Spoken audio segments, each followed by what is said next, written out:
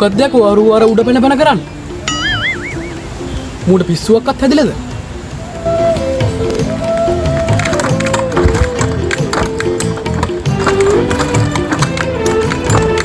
මොකද්ද බං ඔය කිච් එක උඩ පැන කරන්නේ බං? අයියෝ බයිසිකලයක් අරගෙන තියෙන දුකක් බං. ඔබ හිතන්න බං ජීවිතේට මම බයිසිකල් පදලා නැහැ. ෆුට් සයිකල් පදලා තියෙනවා. හරිද? එතකොට පයින් ඇවිදලා තියෙනවා. මේ බං අපේ ගෙදර බරවරේට මම මෙන්න මේක ගත්තේ. ටවුන් එකට යන්න එකක් නැහැ. කඩේකට යන්න එකක් නැහැ. අනේ මන් දන්නේ නැහැ මං කෑ ගහනවා තාම බයික් එකක් ගන්නවා රේ මේ කියලා. දැන් බයිසිකලේ ගත්තා. අරගෙන මම තව එකකින් ගත්තේ ඌනම් බං එතන ස්ටාර්ට් කරා. ස්ටාර්ට් කරලා මෙතන නිකන් ආවේ ගමන්ට කෝල් එකක් ඇවිල්ලා හදිස්සි කියලා. ඔන්න තව එකෙක් ගෙන්නන් ඌ ගියා. ඌ ඇවිල්ලා මෙතන නතර කරත් හරි බං තාම ස්ටාර්ට් කරගන්න ගත්තා මේක. ඉතින් බං ඔක උඩ පැන ගැහුවා කියලා ඕක ස්ටාර්ට් වෙනවද බං? ඒක නිකන් මම මේ ගැහුවා වැරදිද? ගැහුවා වැරදි. මේවා මට මේ මරාල පුරුල් වැඩ තේරෙන්නේ නැහැ බං. මේ උඹට පුළුවන් නේ මොකද චක්ක දෙන්න. අපෝ මම මේකට කියනවා කවදාද කරන්නේ. මොකුත් නෑ බං මේ පයිදා සට්ටක් ගත්තා බං. ස්ටාර්ට් කරගන්න කරුවෙන්නේ.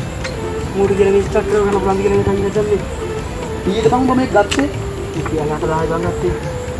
අදිලා කරනලා බයි බං මේක යකඩ බඩ ගොඩෙන්වත් ගන්න බෑ රුපියල් 60000. බන්දිය නම් අවුලක් නෑ. ඒක නෙමෙයි මම මේ බොගෙන් අහන්න හිටියේ. හරිද? මේ බොල මචං රැට ලව් කරනවනේ.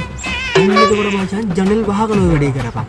බට කියන්නේ දැන් මන් දවස් දෙකක් තිස්සේ මචං ඕක බලාගෙන හිටියේ. බොල ජනෙල් අරගෙන තව දාන සෙල්ලම් ටික දාන්නේ. ඔය සෙල්ලම් ටික ඔක්කොම මම දැක්ක මේ දවස් ටිකේම.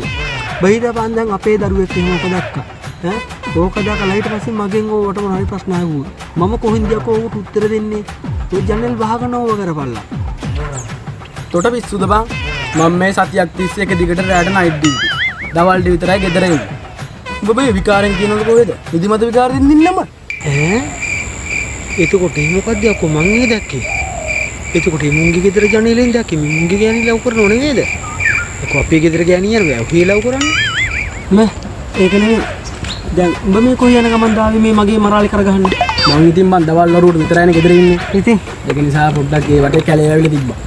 නෙලන්න කියලා පටන් ගන්නකොට බං උදැල්ලෙන් වදුන පයිප්ප බටේ. අම්මට සිරි. එංගමනේ පයිප්ප බටේ කැඩුණා. ඉතින් මම මේ පවුල දකින්න කලින් පයිප්ප බාස් කෙනෙක් හොයාගෙන යනවා මේ පයිප්ප බටේ හදාගන්න. මට බං ඕවා ගැන තේරෙන්නේ නෑනේ බං ඉතින්. මට මේ මගුල වගේ ගැන තේරෙන්නේ නෑ වගේ. ඒ යනකොට තමයි උඹ වුණේ මට මේ කික් එක උඩ පැන.